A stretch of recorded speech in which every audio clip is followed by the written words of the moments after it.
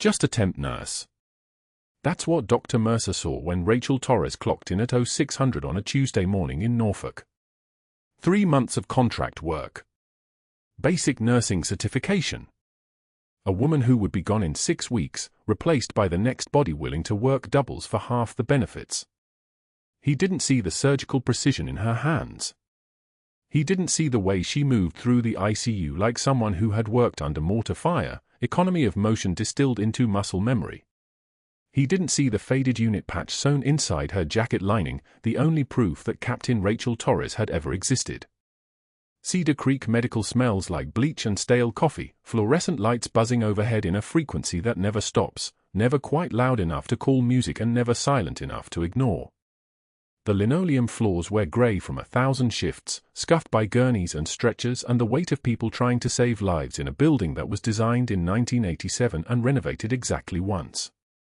Rachel moves through the ICU in the morning cold, her badge clipped to a faded purple scrub top that's seen better years, her hands already warm from the hand sanitizer she's applied 4 times since arriving. The other nurses nod at her as she passes. Not unkindly.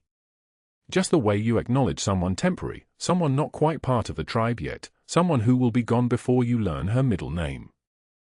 Dr. Mercer stands at the nursing station reviewing charts at 0610, his coffee untouched because it had gone cold at 0545. He's been at Cedar Creek for 14 years, his name embossed on the wall of the surgery wing from a donation he'd made before his divorce left him with 53% of the talking points and 47% of the liquid assets. He watches Rachel approach a patient's bedside, watches her check the monitors with the focus of someone reading a language most people can't speak. She adjusts the ventilator settings without calling for a respiratory tech first. She notices the infiltrating fur line before the alarm goes off. She moves like she's done this 1,000 times, maybe in conditions where the power didn't always work and the air came through cracks instead of ducts. Dr. Mercer makes a note of it. Probably learned it from YouTube videos or one of those bootleg online courses. Probably just mimicking what she'd seen in other people's hands. Rachel's left thumb trembles when she touches the 4 tubing, a tremor that started in Baghdad and has lived in her nervous system for 5 years, a souvenir from the last time she held a surgical retractor during active fire. The tremor only happens late at night or when she's thinking about the faces. She pushes it down now, channels it into her fingers, uses it as a baseline for precision the way she was trained. Pain is information. Tremor is data. The thumb continues its work, her other forefinger steady as glass, the for restarted in seconds. The patient, a 62-year-old retired contractor with pneumonia, watches her work and something in his eyes changes.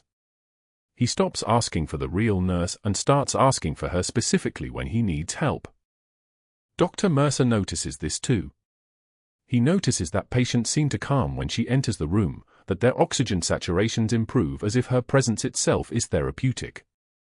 He attributes it to luck, to the fact that critically ill patients improve sometimes for no reason at all, to regression toward the mean.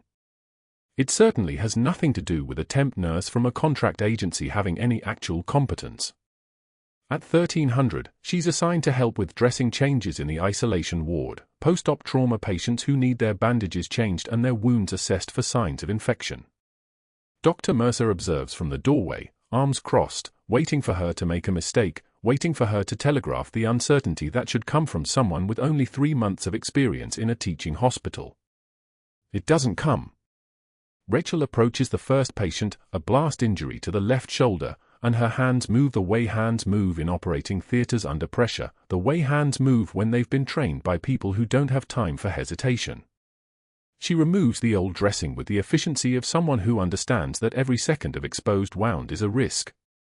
She inspects the surgical site with the knowledge of someone who has seen what complications look like in their worst forms.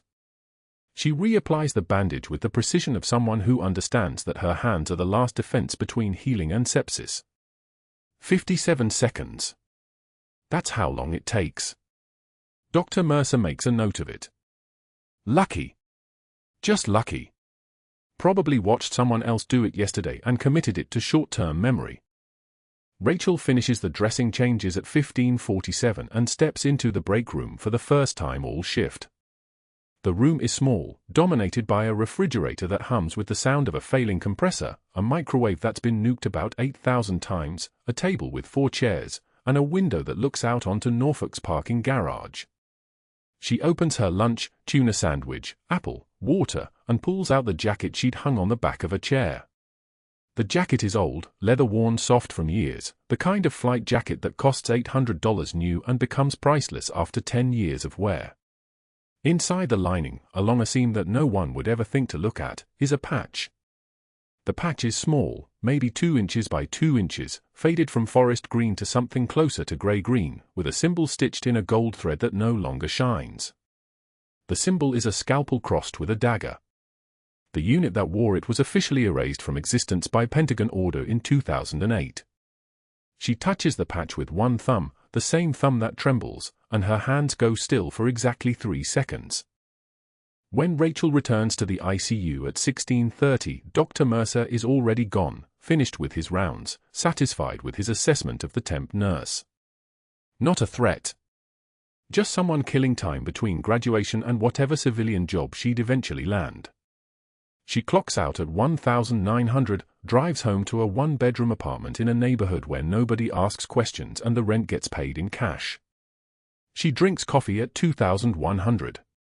She doesn't sleep until 0300. At 0540, before her alarm goes off, her phone buzzes with the Cedar Creek Medical System text alert, critical admission, trauma bay 4, ETA 12 minutes. The message comes again at 0545. Then again at 0547. The third message contains a single word, Baghdad. Rachel is in her car by 0549, headed back to the hospital, the jacket with the patch still sitting on her passenger seat where she'd placed it when she left, the weight of it somehow heavier than 5 ounces should allow. The ambulance arrives at Cedar Creek Medical at 0558, lights screaming, sirens announcing the arrival of the thing Rachel Torres has spent 5 years hoping never to see again. The patient is Jake Drummond, 24 years old, paratrooper with the 82nd Airborne, wounded in an IED blast outside Fallujah in Anbar province, flown to Baghdad Surgical Hospital, triaged, stabilized, and then transferred stateside via military transport because his injuries required specialty trauma care beyond what field medicine could provide. His left leg is wrapped in a temporary tourniquet that's doing its job but won't do it forever. His right shoulder shows blast fragmentation embedded in the soft tissue like shrapnel in concrete. His chest cavity is wrapped in a pressure dressing because his lung took damage from the blast wave and nobody knew if the pneumothorax would become a tension pneumothorax somewhere over the Atlantic. The nurses wheel him in at 0559, and Rachel, clocking in early, as always, freezes for exactly 1/4 of a second when she hears his name being called out to bed assignment. She knows that name. She knows that unit. She knows that the last time she saw a paratrooper from that battalion, he was 18 years old and his leg had been severed at the knee and she had been holding the tourniquet while the ground around them erupted. She knows that Jake Drummond had been in her surgical tent for 19 hours after a blast on the Baghdad-Fallujah highway, and she knows that he shouldn't be alive to be wheeled into Cedar Creek Medical at 0559 on a Wednesday morning. But he is. And Dr. Mercer is nowhere to be found because he doesn't arrive until 0700, which means the trauma assessment falls to the on-call surgery resident, which means the first qualified person to evaluate Jake Drummond is the temp nurse who isn't supposed to know anything about blast medicine or combat casualties or how to read a wound that's been treated with triage instead of perfection. Rachel moves toward bed with her face arranged in the expression of someone doing her job, just her job, nothing but her job. Her hands are steady. Her breathing is controlled. Her eyes are professional and detached. But inside the fabric of her jacket, folded and wrapped and hidden where nobody would ever think to look, the faded unit patch seems to pulse like a heartbeat, and the thing she buried 5 years ago in Arlington and paperwork and official death certificates and Pentagon cover stories suddenly smells the air of a hospital in Norfolk and starts to wake up. The next morning, room for 12 smelled like antiseptic and desperation. The Hendersons had been waiting 3 hours for post-op rounds, their daughter Sarah burning at 103.2 with sepsis creeping through her bloodstream like an invading army. Rachel checked the chart outside the door, 2 units of cefepime ordered at midnight, standard spectrum coverage, but something in the culture results from the surgical site made her pause. She'd seen this pattern before. In Fallujah. In Sanjan Valley. In places where you learn to read infection the way other people read faces. Dr. Mercer swept into room for 12 with the confidence of a man who'd never been questioned. 23 years at Cedar Creek. Surgical chief. The kind of authority that wore a white coat like a crown. He glanced at the monitor, made a note without touching anything, and was already turning to leave when Rachel's voice cut through the fluorescent hum. The culture from the surgical site, Rachel said quietly. Her eye stayed on the chart. Shows resistance to the current antibiotic class. Pseudomonas aeruginosa with reduced susceptibility to beta-lactams. The room went so quiet you could hear the ventilator's mechanical breath. Dr. Mercer stopped. His hand froze on the doorframe. He turned back with the kind of slowness that made the air itself feel dangerous. His head tilted, not aggressively, but with a certain anatomical precision, like a predator assessing its prey. His eyes found hers with the surgical precision of a scalpel finding a vein. Tell me, he said, his voice smooth as a knife blade, does your extensive 3 months of temporary work suddenly qualify you to second-guess a physician with 20 years of surgical experience? Mrs. Henderson's hand tightened on her husband's arm. The doubt was already spreading across their faces like ink in water. Rachel's jaw clenched once. A small movement. Barely visible. But it took everything she had not to say it, not to explain that she'd trained at Walter Reed under surgeons who'd written half the textbooks Mercer probably used. That she'd diagnosed and treated infections in field conditions that would have sent most doctors into cardiac arrest. That she'd held more lives together with her hands than most physicians would see in a lifetime. But Captain Rachel Torres was gone. She was just a temp nurse who signed her name in cursive that looked like an apology. The gram stain showed gram-negative rods, Rachel said, her voice flattening to something professional and small. I was suggesting we consider broadening the coverage. You were overstepping, Mercer said. He turned to the Hendersons with a smile designed to be sympathetic. We're dealing with a staffing shortage. Temporary workers sometimes forget their place. The antibiotics are appropriate. Sarah will be fine. He paused, letting the doubt settle. Though I appreciate the enthusiasm about learning. Enthusiasm. He'd made her sound like a student who'd read one chapter too many. Rachel signed off on the chart, checked the 4-line, and left the room with her shoulders level and her breathing steady. Inside her scrubs, her hands were fists. The next day, she entered the break room at 12:36 p.m. with a sandwich and a bottle of water. Nurse Chen was sitting in the corner chair, reading something on her phone. The moment Rachel sat down at the table, Chen looked up, made a sudden noise about and finished charting, and left within 8 seconds. Her chair was still warm. Marcus from respiratory came in 30 seconds later, took one look at Rachel, and got an urgent page on his cell that must have been from a phantom voice because Rachel watched him read nothing on the screen before he muttered something about a tube change and disappeared. The vending machine hummed. The fluorescent lights buzzed their endless electric song. Rachel unwrapped her sandwich and sat alone in a room designed for 6 people to share comfort in. By Thursday, whispers had geometry. They traveled in specific angles through the hallways, not to her face, but close enough that the edges could cut. Heard she lied on her application. Think she got fired from her last placement. Probably why she's temp. Mercer said she tried to tell him how to do surgery. Rachel heard these fragments the way other people heard background noise. She filed them away with the same methodical precision she applied to everything else. Pain was information. Humiliation was just another data point to catalog and move past. Friday morning, there it was on the unit board where the 12 nurses gathered for morning huddle. A single sheet of white paper with Cedar Creek Medical letterhead, printed in black ink that looked heavier than it should. Written warning, personnel file. Employee, R. Torres. Date, today. Incident, overstepping scope of practice and undermining physician authority in patient care setting. Unprofessional communication with attending physician in presence of patient family. Violation, Policy 4.7.2, Scope of Practice Boundaries. Consequence, First written warning. Further incidents will result in immediate termination. Signature line, waiting for her? 12 nurses read it before Rachel arrived on shift. She knew because they were suddenly very interested in their shoes when she walked past. The sign-off form was waiting on her locker door. Her supervisor, Linda, who used to eat lunch with her every Tuesday, had left it there with a sticky note that just said need this back by end of day. Not a word. Not an apology. Not even a question mark, which somehow made it worse than if she'd screamed. Rachel took a pen from her pocket. Her hands didn't shake. They never shook anymore. She'd learned long ago that your body has to obey your mind, even when your mind is ordering it to do impossible things.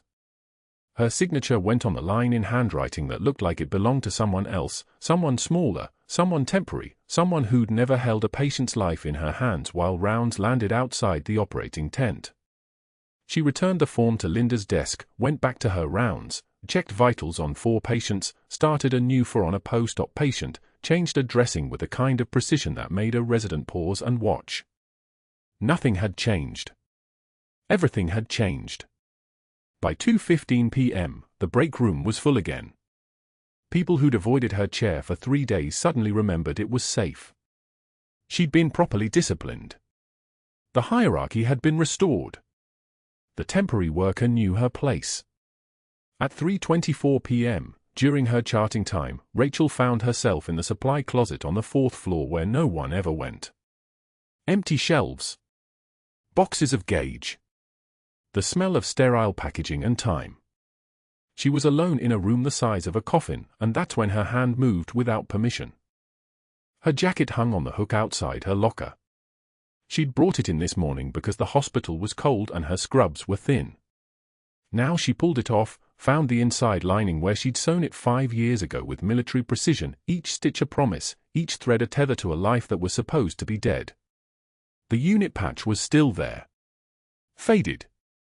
Weathered. Specific. 3rd Battalion, 5th Special Forces, Charlie Platoon. Her unit. Her name. Her world. Her fingers brushed across it the way a widow touches a photograph. 1 breath. 2 breaths.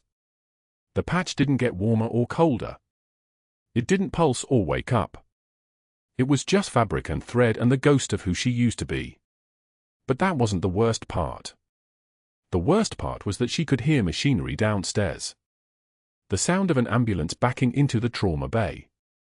Sirens cutting through the Norfolk afternoon. And in that moment, hanging in a supply closet with a faded patch under her fingers, Rachel Torres realized that burying yourself doesn't work when the past decides to walk through the front door in a stretcher. The monitors were beeping their steady rhythm when Jake Drummond's chest began to fail. Rachel was changing the dressing on his left shoulder, the bandage peeling back to reveal the surgical wound underneath, clean lines, good healing, when his breathing changed. Not gradually. All at once. The ventilator suddenly working harder, fighting against something it shouldn't have to fight. She felt it before she heard it, the way his body tensed, the way his oxygen saturation numbers began their slow, relentless fall. 94, 91. 88. She didn't call for help. She didn't freeze. Her hands moved on muscle memory older than her nursing license, older than her 3 months at Cedar Creek Medical. The needle was in her fingers before the attending physician even registered that something had shifted in the room. Second intercostal space, midclavicular line, the anatomy was the same whether you learned it in trauma training or in an ICU dressing change. The catheter slid through skin like it was meant to be there, and then the hiss. That specific, unmistakable hiss of air escaping from a collapsed lung cavity. The sound of pressure releasing. The sound of a body remembering how to breathe. O2 climbing. 89, 92. 95, stable. The attending physician stood frozen mid-step, his hand still extended from where he'd been about to reach for the crash cart. His mouth was open. His eyes moved from Rachel to the monitor to the needle now securing the tension pneumothorax and back again, cycling through the same 3 points like his brain couldn't process the sequence of events that had just unfolded in 14 seconds. He started, but didn't finish. Rachel was already removing her gloves. Clean. Precise. The kind of movement that belongs to someone who has performed procedures like this not once or twice, but hundreds of times, in conditions far worse than a sterile ICU in Norfolk. She didn't look at the attending. She didn't acknowledge what had just happened. She simply stepped back from the bed, her expression flat as a surgeon's mask, and began documenting the decompression in the patient record with the flat clinical tone of someone recording the weather. Tension pneumothorax identified at 14:16. Needle decompression performed at 14:48. Patient response immediate. Vitals stabilized. No complications observed. That was all she wrote. That was all that needed to be written. Dr. Mercer arrived in the ICU at 14:52, called by the attending who was still processing what he'd witnessed. He took in the scene, the needle catheter now properly secured, Jake Drummond's breathing finally synchronized with the ventilator, Rachel standing at the computer terminal like nothing had happened, and something in his face hardened. Not surprise. Something colder. Recognition. The look of a man who has just watched someone else save a life using a skill set that shouldn't exist on a temp nurse's resume. He was on the phone before Rachel even finished her charting. The first call went to hospital administration at 15:03. Dr. Mercer for Gerald Hayes. Yes, I'll hold. His voice was measured, professional, the tone of a man filing a report about a safety concern rather than orchestrating something personal. Gerald, we have a situation in the ICU. One of our temp staff, Rachel Torres, employee ID 4739, has performed an emergency procedure outside her scope of practice. Needle decompression. On a critical patient. No attending authorization, no standing orders, nothing but her own initiative. I'm concerned about liability exposure. I'm concerned about credentialing. I need this documented and escalated immediately. The second call went to the State Nursing Board at 15:11. Yes, I need to request an emergency credential verification. The employee's name is Rachel Torres. No, I don't have a middle initial. She's been with us for approximately 3 months as a temporary staffing agency placement. The reason for the verification? I have concerns about the legitimacy of her credentials. She's been performing procedures that suggest training far beyond what a basic certified nurse should possess. I'd like the background check prioritized. The third call went to hospital security at 15:19. I need a full background investigation on a staff member. Rachel Torres. Employee ID 4739. I want to know where she came from, where she worked before this, whether her references check out, everything. I have reason to believe her employment history may not be accurate. And I want it done today. The fourth call went to the temp agency at 15:28. His voice was different now, harder, the tone of someone accustomed to getting exactly what he wanted. This is Dr. Mercer at Cedar Creek Medical. I'm speaking to someone in authority? Good. I need to inform you that we are requesting the immediate removal of one of your staff members from our facility. Rachel Torres, placed here 3 months ago. She has violated multiple protocols and created significant liability exposure for this hospital. Unless she is removed from the premises by end of business today, I will be recommending to our administration that we terminate our entire contract with your agency and transition to a staffing partner that prioritizes proper credentialing and oversight. By 15:22, Rachel's badge wouldn't open the ICU doors. By 16:15, security arrived at her locker with a cardboard box and a termination notice. She wasn't there when they emptied it, wasn't there to watch them remove her spare stethoscope, her extra pair of compression socks, the small photo of the Paratrooper unit from Phi Base Aleno taped to the inside of the metal door. All of it went into the box. All of it became evidence. By 17:30, Dr. Mercer had briefed the hospital CEO personally. I suspect we have someone working here under false pretenses. The background checks are coming back empty. No prior employment records, no references checking out, no deployment history. It's like she appeared from nowhere 3 months ago. And yet she performs emergency procedures with the kind of precision that suggests military-level training. The pattern is concerning, Gerald. Either her resume is fabricated, or there's something else going on, something that doesn't add up. The military's classification protocols did exactly what they were designed to do. Every query sent to the Department of Defense returned the same response: no record found. Every request for employment verification bounced back through secure channels to the Pentagon's Human Resources Division, where a single line in a classified database read Captain Rachel Torres, honorable discharge, information restricted, inquiry logged, review level 6. Every phone call to verify her background reached dead ends, because Captain Rachel Torres had been officially erased from public record by direct order of the Joint Special Operations Command in 2019, her entire military service reduced to a ghost that existed only in classified files and the memories of people who'd bled with her in Baghdad.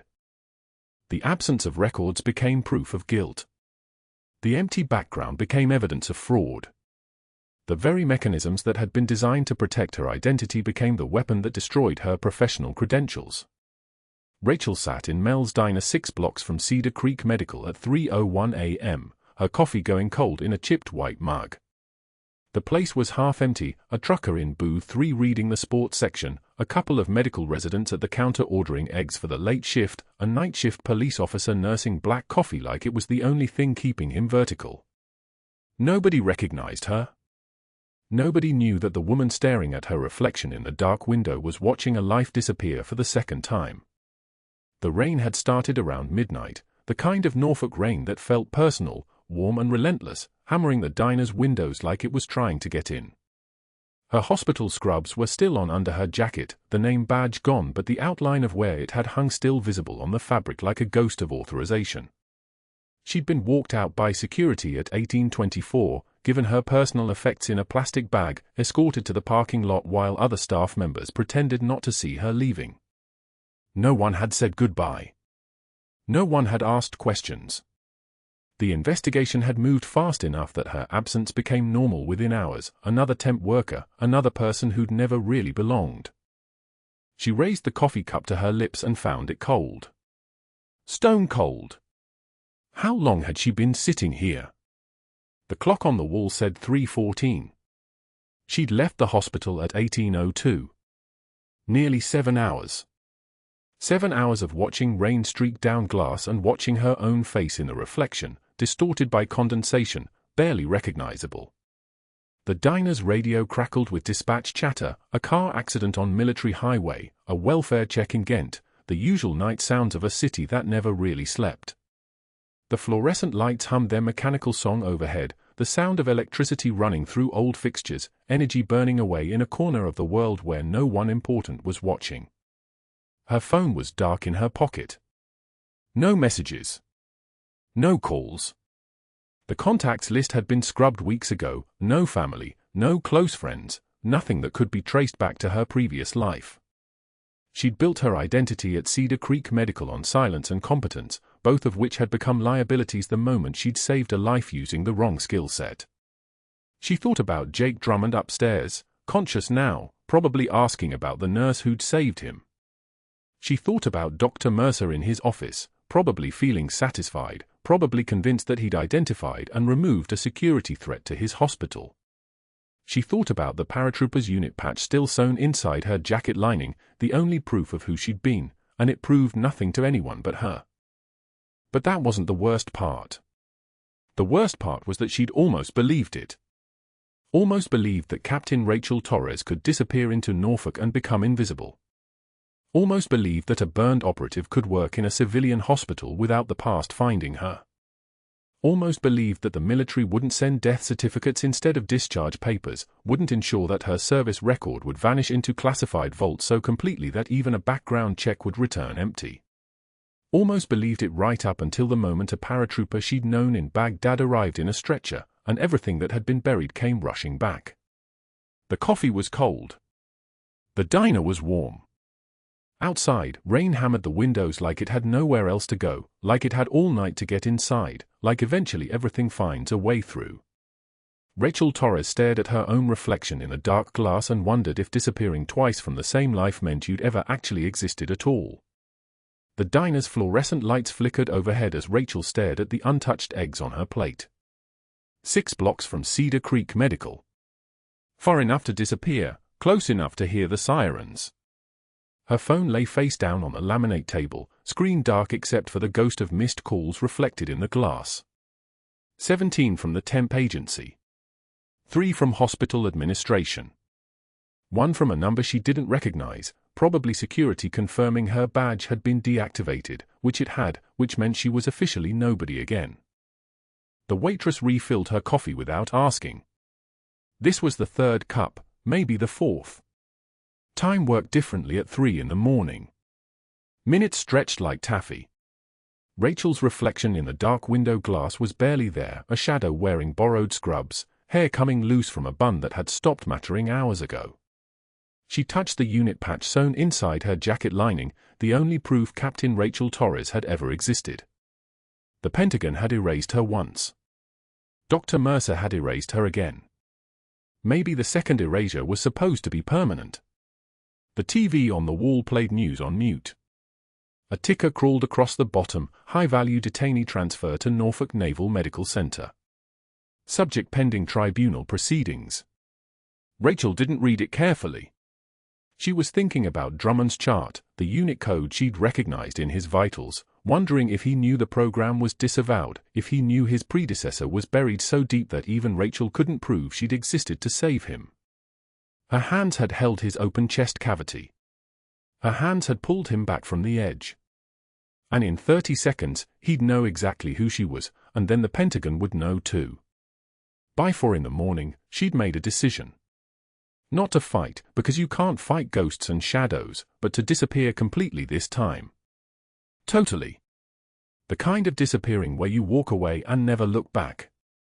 She left cash on the table, more than enough for 4 coffees, and stepped into the grey Norfolk morning where the air tasted like diesel and salt water. 2 blocks later, her phone went into a trash can outside a 24-hour laundromat. The last connection to Cedar Creek Medical, severed. The last thread to Rachel Torres, cut. She was supposed to be gone. 24 hours later, at shift change when the ICU hallways crowded with staff moving between beds and monitors, Rachel walked back through the Cedar Creek Medical doors. She shouldn't have come. Every survival instinct she developed in Baghdad, every evasion protocol from Ranger School, screamed at her to stay disappeared. But Specialist Jake Drummond was still critical, still in room 412 with a chest tube and a drug-induced sedation that might wear off if he didn't have proper monitoring, and Rachel had spent 15 years training to never abandon a patient. One final shift. 12 hours. Then she'd vanish for real, this time completely. The ICU doors hissed open. Rachel kept her head down, baseball cap pulled low, borrowed badge clipped to borrowed scrubs from the temp agency's emergency locker. Nobody knew her anyway. Nobody had cared enough to learn her face when she was Jessica Chen, RN, a nameless temp nurse rotating through their hospital like a ghost in a uniform. That was when the elevator doors opened 30 feet down the corridor and the high-value detainee arrived. 2 Marine guards escorted him, a man Rachel recognized from briefings she'd attended 5 years ago, back when she was someone who attended briefings. Khalid al-Rashid. Chronic kidney disease, hypertension, pending tribunal after his capture in Fallujah. Medical treatment before execution. The Marines moved with the kind of precision that suggested they'd been briefed on his dangerousness, which meant they didn't know that his dangerousness had nothing to do with physical threat and everything to do with intelligence he carried, information about networks, safe houses, supply lines.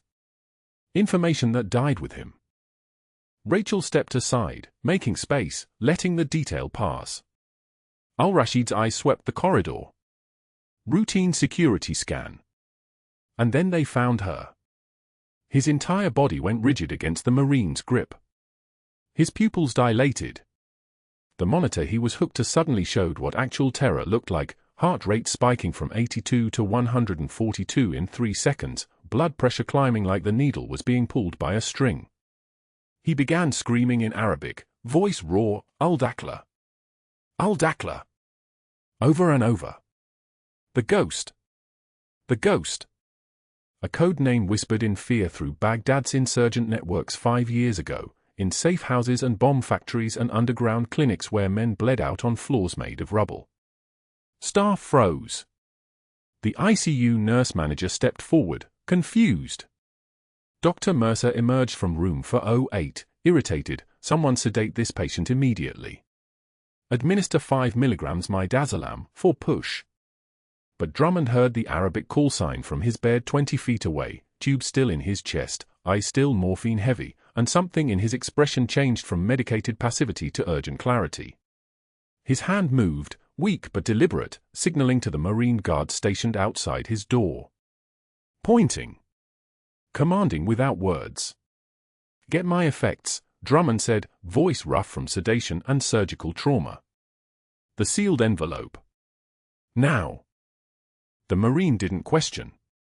He retrieved Drummond's personal effects from the locked cabinet, everything confiscated on arrival, everything classified, and found the envelope.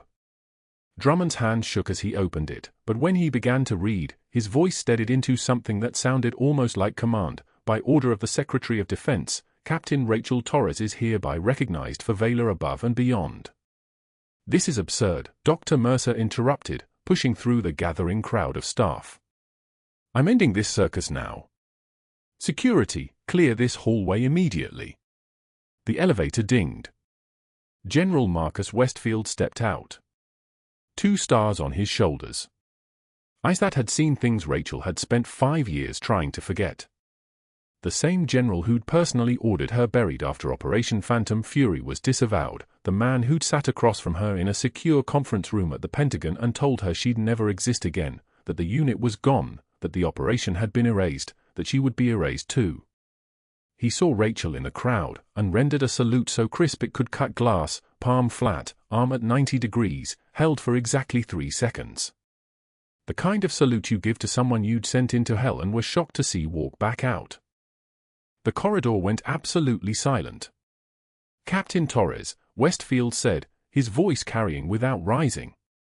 I'm told someone's been asking questions about you. His eyes found Dr. Mercer's, and the doctor's face drained of color like someone had pulled a plug. Questions that triggered automatic Pentagon review protocols. Those protocols required us to examine why someone was digging into a classified operative. That examination required us to review the operative's background. And then we began reviewing the background of the person asking those questions. The Marine continued reading, during Operation Phantom Fury, for leadership of a Special Forces surgical team under sustained fire, for performance of 47 life-saving surgeries during a 72-hour siege in Fallujah's Jolan district, for the rescue of 214 wounded personnel and 47 civilian casualties, for actions that exceeded every standard of. Al-Dakla earned that name, Westfield said, and Rachel felt the weight of 5 years of invisibility beginning to lift like water draining from a sinking compartment, because she operated in a bombed-out clinic while insurgents hunted her position. Every day for 3 days. Every night for 3 nights. 3 times they found her. 3 times she refused to evacuate. 3 times she told her team to stand and hold. His voice dropped lower, which somehow made it carry further. The men in this program, all the medics, all the operators, all the support staff, they know the stories. They tell them. You're a legend in 160th SOAR circles, Captain. Every Night Stalker pilot from Task Force 121 knows your work. Drummond's voice came weak but clear from the bed. She's why the unit exists. She's the standard we can't meet. She's the reason any of us are still alive. Dr. Mercer had taken 2 steps backward, his hand slightly raised as though approaching something dangerous. I didn't know. There was no record. The Pentagon said there was nothing on file.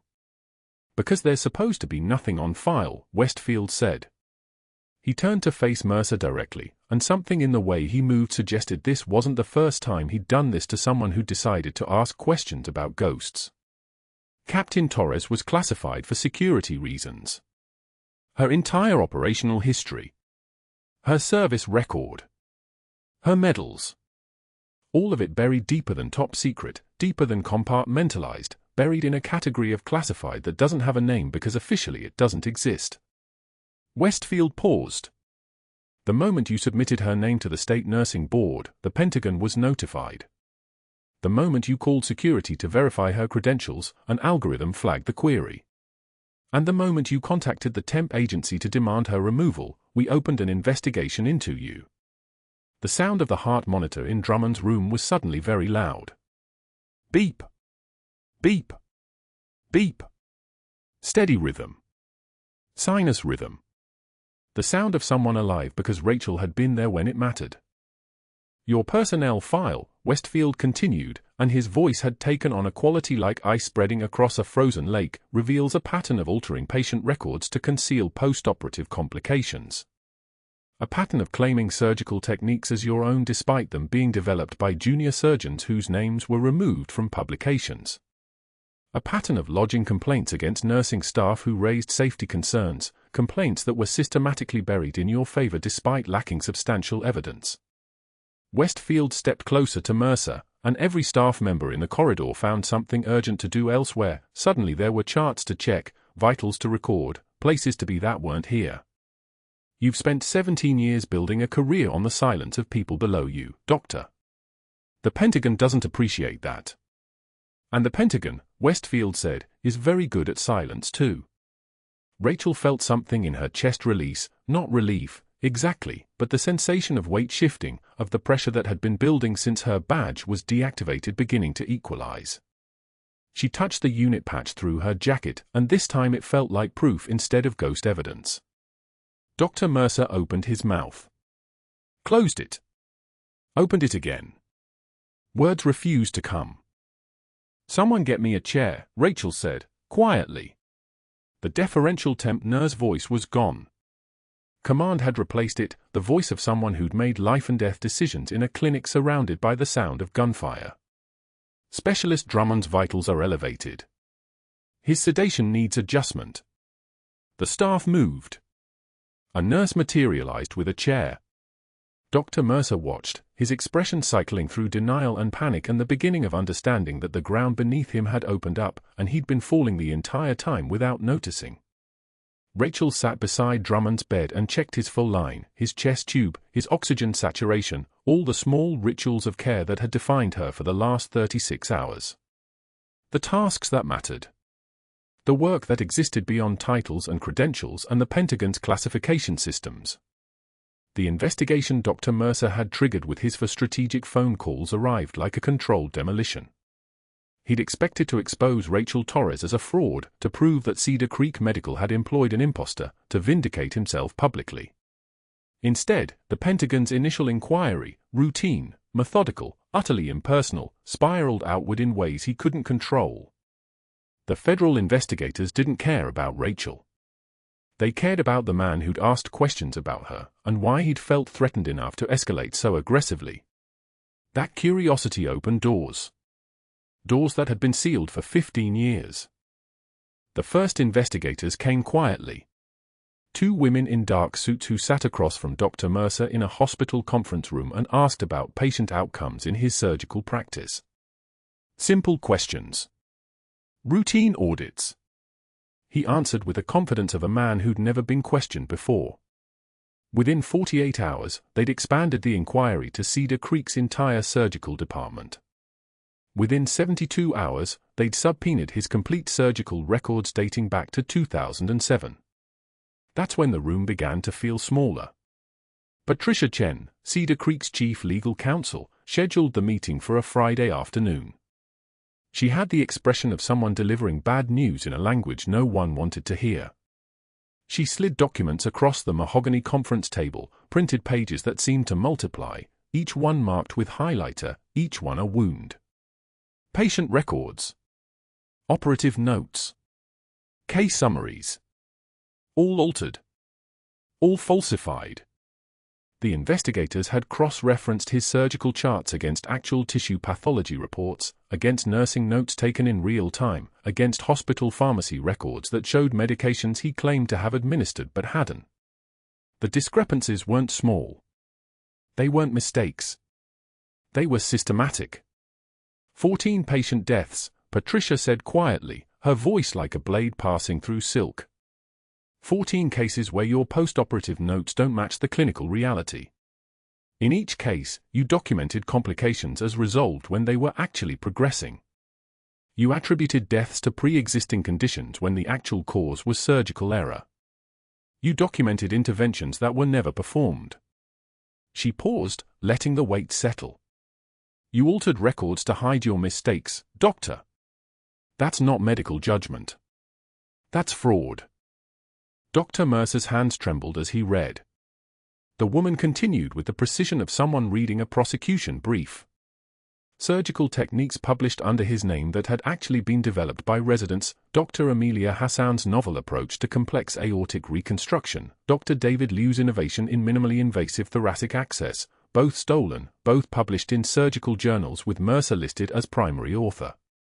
The residents whose names should have been first went unnamed, and when they questioned the authorship, they were reassigned to less prestigious positions.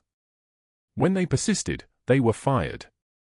The hospital had paid quiet settlements. The complaints were buried in personnel files marked confidential. A pattern emerged with the precision of archaeological layers. 12 nurses in 8 years who'd questioned his judgment, who'd flagged potential complications, who'd suggested second opinions or alternative approaches. All 12 had subsequently left Cedar Creek Medical. Most had been reassigned to less desirable units. 3 had been forced to resign after their complaints triggered investigations that mysteriously cleared Dr. Mercer while damaging the nurses' professional reputations. The hospital's administration had known. Had facilitated the erasure. Had protected the man with the highest surgical volume and the prestigious reputation that brought wealthy patients and research grants. The State Medical Board has been notified, Patricia continued, and her voice carried the weight of inevitable consequence. The families of 14 deceased patients have been contacted. Their attorneys are preparing wrongful death litigation. The hospital's insurance carrier reviewed the facts and declined to provide coverage for your actions, doctor. That means you're personally liable. Personally. Not the hospital. You. Dr. Mercer's throat constricted. The room suddenly felt airless, the mahogany conference table an execution block. This is because I questioned a fraud, he said, and his voice had become thin, desperate. Because I did my job and asked why a temp nurse had advanced training that. You didn't do your job, Patricia interrupted, and now her voice carried something harder than ice. You falsified patient records. You altered operative charts to conceal complications. You stole intellectual property from your residents. You destroyed the careers of nurses who challenged you. That's not doing your job, doctor. That's criminal misconduct. That's malpractice.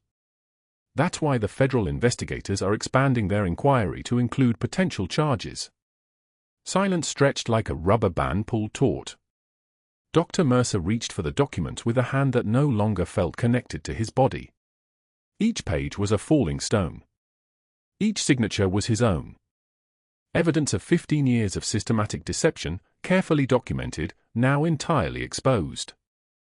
Within 7 days, the State Medical Board suspended his license pending a formal investigation. The official notification arrived by courier, sealed and stamped with the weight of institutional authority. His hospital privileges were immediately revoked. The chief medical officer issued a statement about his temporary leave of absence, carefully worded to avoid specifics while implying scandal. Patients began requesting different surgeons. Referrals dried up.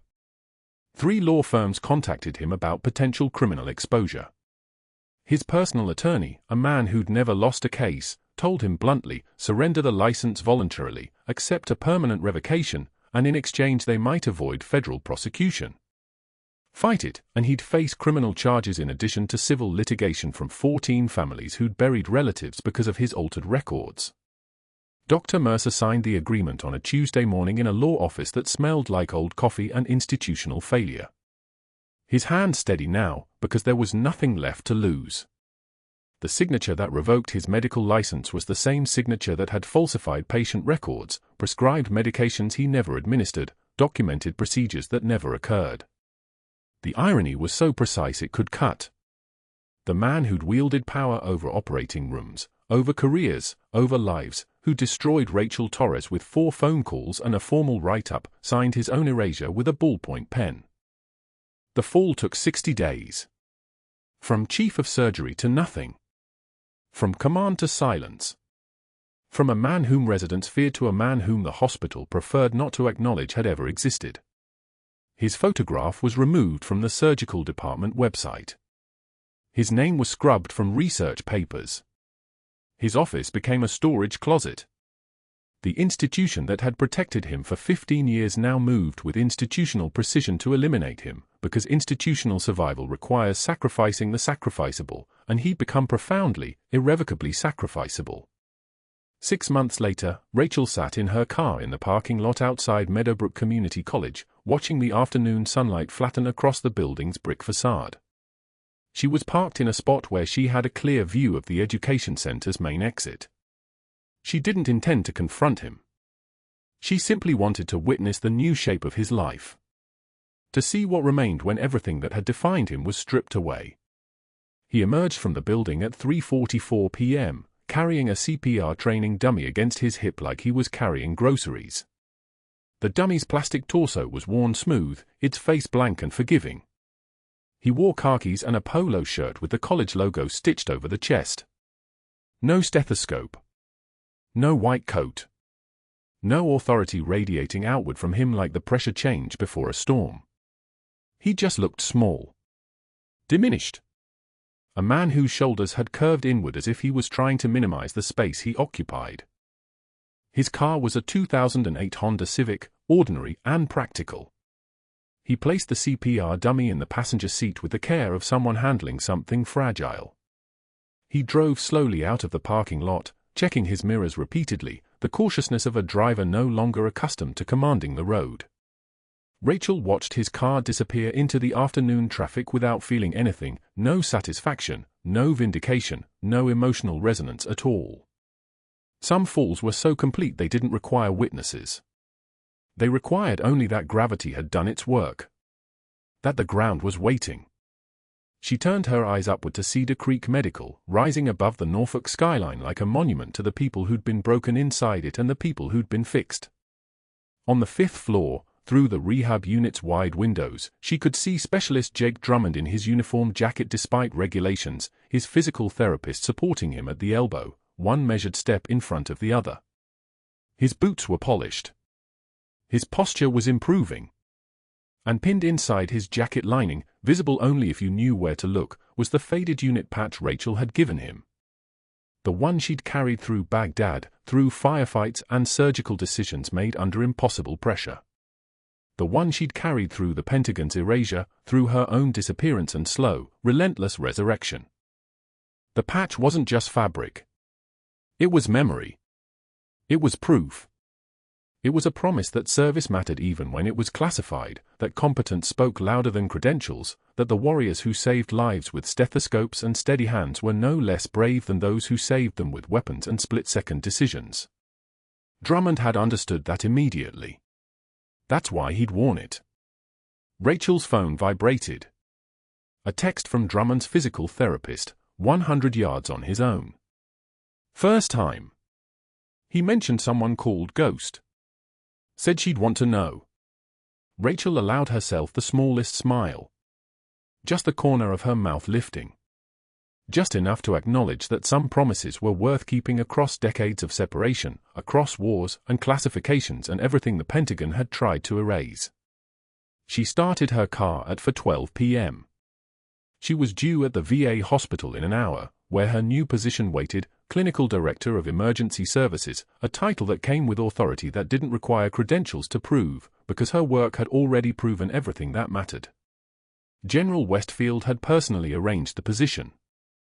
The VA understood exactly who she was. No temp work. No undercover assignments. No hiding the unit patch. Just Rachel Torres, captain, with 20 years of surgical experience earned in places the government still wouldn't acknowledge existed, now directing the emergency medicine program for veterans who understood the weight of invisible service. As she pulled onto the street, her phone showed another message from Drummond, first 100 yards completed. The ghost would be proud. Rachel smiled and turned toward the hospital, where the work that actually mattered was waiting. The work that existed beyond titles and credentials, beyond the Pentagon's classification systems, beyond everything that had tried to diminish her. Sometimes the bravest warriors carry stethoscopes, not guns. If you're settling in for a good story, you're in the right place. Hit like, subscribe, and tell us in the comments what time of day it is where you are. Let's get back to it.